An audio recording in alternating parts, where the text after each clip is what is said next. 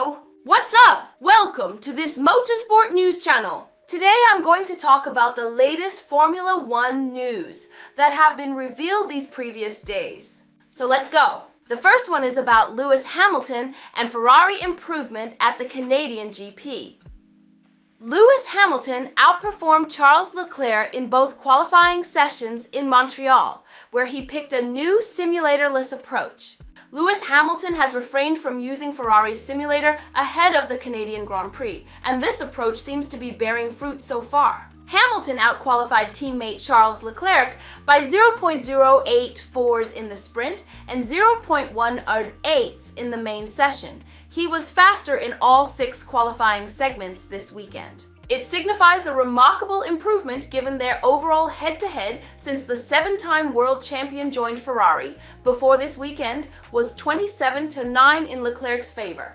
And out of the previous 9 times Hamilton prevailed, 4 occurred in China. Shanghai happens to be the other 2026 round where the Briton didn't use the Maranello simulator in his preparation, and the Montreal results seem to be vindicating this approach, with a double top 5 result. Hamilton actually reckons he could have done even better. It felt great, he said. We made some good changes in qualifying. Oh man, I was hopeful for a better result, but I didn't get my last lap. The car was feeling like we were improving. I think honestly, if I got that last lap, I probably could have been third. Asked in what areas the car was giving him more confidence, Hamilton replied, "It's brakes, corner entry stability, and just with the setup that I've migrated to, I'm much happier with being able to attack the corners." Back on Thursday, Hamilton delved into his decision not to use the simulator, a tool that he barely used at Mercedes and which hasn't proved useful enough of late, he explained. Firstly, the sim is amazing, the Ferrari driver insisted. It's an amazing space to work in. It's the best sim I've ever seen, and best group of people that I've known, a large team of people that I get to work with there. So, a day at the sim is actually pretty incredible. It is a very powerful tool, and something that as a team we continue to evolve. I think since I've been there, I've had a lot of input in some of this evolution, and they've been really respondent and made loads and loads of changes, and we've just been improving it. With simulation, I feel that the goalpost is always moving. So I started driving the simulator in 1997, the first simulator I would say at McLaren. The cockpit didn't move, but we had force feedback in the steering, and I remember it was at Woking, at McLaren's old factory. And then when it moved to the first real gen, they let me sometimes use it when I was in GP2. And then McLaren, we used it relatively often. Didn't particularly enjoy it because they were kind of long days and a lot of laps. There's a point at which you stop learning when you're doing so many laps, for me personally. And then when I joined Mercedes, they were quite far off with the sim at the time. I didn't use it in all the championships that we won, barely used the simulator, very rarely. And then in 2020, maybe 2021, I started to use it a little bit more. I think there's only ever been really one time through all the years that I've used the sim in these 20 years that the setup that I had on the sim was the exact setup I used in qualifying and qualified pole, and that was Singapore 2012 maybe, something like that. So then all the other times it's not quite perfect. But as I said, it is a powerful tool. I just think since the last year I used it every week and more often than not, I felt you do all the work on the sim, you find a setup that you're comfortable with, you get to the track and everything is opposite. So then you're undoing the things you've learned, some of the ways you've approached the corners you have to shift and adjust, set up that you felt that was good on the simulator is not the same at the track. Sometimes it is, and so it's kind of hit and miss. So I just decided for this one, I'm just gonna sit it out and focus more on the data. So there was just a lot of deep diving on through corner balance, mechanical balance, corner approaches, brake balance, optimizing the brakes, which have been a problem for me for some time. That's led to really good integration with my engineers. It's not a tool that I'm not saying I'm never gonna use again. I think it's something that for sure we'll continue to utilize, particularly on power deployment. We'll see how the weekend goes. But China, for example, I didn't do the sim for China and it was my best weekend. As far as the Canadian Grand Prix is concerned, today's race is forecast to be impacted by rain, which Hamilton, a 7-time Montreal winner, albeit always on a dry track, is content with. I hope that levels us out to the guys ahead and maybe gives us a bit of a chance to fight with the Mercedes," he concluded after Mercedes and McLaren locked out the first 2 rows of the grid at Circuit Gilles Villeneuve. Now let's go for the second one, which is about the Pierre Gasly's predictions for a rainy Canadian GP. Pirelli's new for 2026 wet tyres have not received rave reviews from F1's drivers. Pierre Gasly has predicted the Canadian Grand Prix could be an elimination game if it rains, with many drivers worried about the performance of Formula One's current wet tyres. Even in dry conditions, the drivers found that they required a second warm-up lap to get their tires into the right window. The relative lack of heavy loading in the tires, as most of Montreal's corners are of a stop-start nature, plus lower track temperatures put a premium on tire preparation. With rain forecast for Sunday's Grand Prix, temperatures are also expected to be as low as 11°C. Drivers have also suggested that Pirelli's new wet tires are too hard, which makes it even more tricky to get heat into them.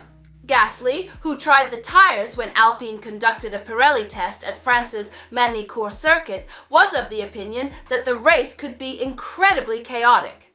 "I think just the track on itself in the dry, it's difficult to warm up the tires. So, I think in the rain, it will be extremely difficult," Gasly explained. "From what I've experienced, that will make for a pretty eventful race. So I think it's going to be important to see the checkered flag.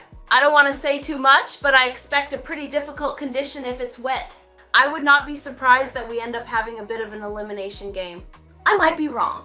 I've just tried it in Magny-Cours, and it was a bit of a surprise. Let's see what happens." Carlos Sainz expanded on the surprise Gasly experienced, stating that the Frenchman reported the inters and the wets not getting into a range and aquaplaning. Additionally, Lewis Hamilton has been critical of the 2026 Pirelli wet and intermediate tires, having experienced them in a test at Ferrari's Fiorano circuit. Although the wets were initially designed for use without the need for tire blankets, Hamilton says that he pushed Pirelli and the FIA to reinstate their use, but that this is still not enough. Ultimately, they've had to build a tire that works with those low blankets and the tires don't work.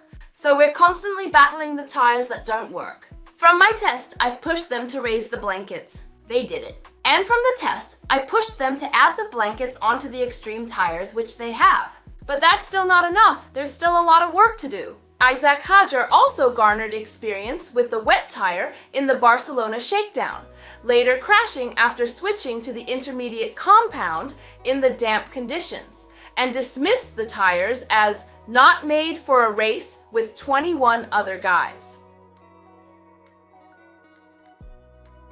And now I'm going to talk about other news like the discussion between Antonelli and Russell after their sprint race clash at the Canadian GP. Mercedes drivers move on from a brief flashpoint in the sprint race at Formula One's Canadian Grand Prix. Mercedes drivers Kimi Antonelli and George Russell say they have cleared up their rules of engagement after their fight for the lead during the Formula One Canadian Grand Prix sprint race left the Italian furious. On lap 6 of the sprint, Antonelli attempted to pass Russell around the outside of Montreal's turn 1, which would become the inside for turn 2. But with Russell not giving Antonelli room on exit, the Italian ducked over the grass, leaving him furious over what he felt was his teammate pushing him off. Half a lap later, Antonelli went off trying another move in turn 8, which dropped him behind McLaren's Lando Norris in third, with the 19-year-old's radio fury leading to a couple of interventions from team boss Toto Wolff on the radio. Between the sprint and Grand Prix qualifying, both drivers met with the team to further clarify their rules of engagement as Mercedes aims to avoid a repeat while still allowing its 2 championship contenders to race freely. Speaking after claiming the front row for Sunday's race, both Antonelli and Russell said they had cleared the air over how they go racing. "We had a discussion and we clarified, and now it's all good," Antonelli said. "We've reviewed and we had a chat with Toto and it's all good now." Russell added, "Yeah, as Kimi said, all good. Had a good discussion and we know what we need to do and how we're going to race each other. And nothing's going to change because we've always had that respect for one another. We're not going to wave anybody by, doesn't matter if he's a competitor or a teammate. Of course, we know the number one rule is never to crash with your teammate. That isn't what happened this morning, and we finished first and third, and that's what we'll continue to try and do. Saturday's incident is perhaps best summarized as Antonelli expecting Russell to afford him more room on an outside pass than he was ever going to receive as they fought for a win. Along with learning that lesson, Wolff also wanted to see fewer radio outbursts from his budding star, although Russell sympathized with his mindset after the clash. If I was in his position and he was in my position, I probably would have reacted the same, Russell acknowledged. Because if something doesn't pay off in the moment and you feel like you've been hard done by, you think the other guy is in the wrong. And that's just natural. We're racers, we're fighters, and we wear our heart on our sleeve. We're just in this tough position where everything we think and feel is broadcast to the world. We don't regret anything we say. Of course, maybe you wish you said something different, but we're here to fight. And the last news, now I'm going to talk about Max Verstappen's setup feedback, which didn't follow Red Bull. Verstappen revealed that Red Bull did not listen to his preferences regarding the car setup in Canada.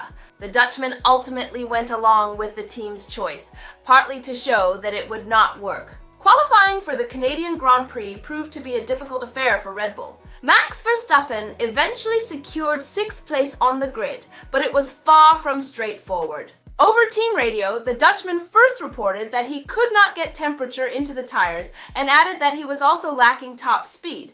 A lot of things from this qualifying session are very difficult to understand. For example, I have no idea where that final lap suddenly came from, Verstappen reflected when speaking to the Dutch media. Throughout the session, I had very little top speed and simply no grip. As for that lack of top speed, Verstappen appeared to derate earlier than most of his rivals, something for which Red Bull has not yet found an explanation. I don't know. I didn't get any information from the team either, so it was clear that we couldn't solve it during the session, Verstappen said. However, the issue was not limited to tire temperatures and top speed. Verstappen clarified that Red Bull had taken a setup direction that he himself did not support. We did something different with my car, that's what the team wanted. Clearly, that doesn't work the way it should. But sometimes you also have to let the team do their thing and make clear that it doesn't work. I said, go ahead. If you think this is going to work, then do it. And clearly, it doesn't work. That does not sound like a typical Verstappen scenario. Normally, the Dutchman has a crucial voice in the setup direction and the technical team tends to follow his lead. All the more so because Verstappen is not a rookie, but a 4-time world champion with plenty of experience. I've pointed it out so many times already, but sometimes you just have to let them feel for themselves that it doesn't work. Asked why things had unfolded differently behind the scenes this weekend, Verstappen continued. Of course they listened to me very often, but not this time, because they were convinced that it was going to work. What makes that particularly remarkable, if the team was so convinced the approach would work, is that a different choice was made on Isaac Hadjar's car. Verstappen explained, that's because they wanted to try it with me. That has been the case for years. A driver can also say, just leave it as it is because it already feels reasonably okay. But for me, it didn't feel okay beforehand, and it still doesn't. I'm not easily satisfied with a car. I want to fight for victory, not for 7th place. According to Verstappen, it is now clear to everyone within the team that the chosen direction in Montreal was not the right one. It's obvious, isn't it? The whole qualifying session was going nowhere. I always stay reasonably calm about it, but hopefully now they know that it doesn't work. When it was suggested that Verstappen had at least learned from this experience and would not allow it to happen again in the upcoming race weekends, he concluded, yeah, I think that's pretty clear. That's all for now. I hope you liked this video. If so, don't forget to give me a like and subscribe. Have a good day. Best regards. Until the next video.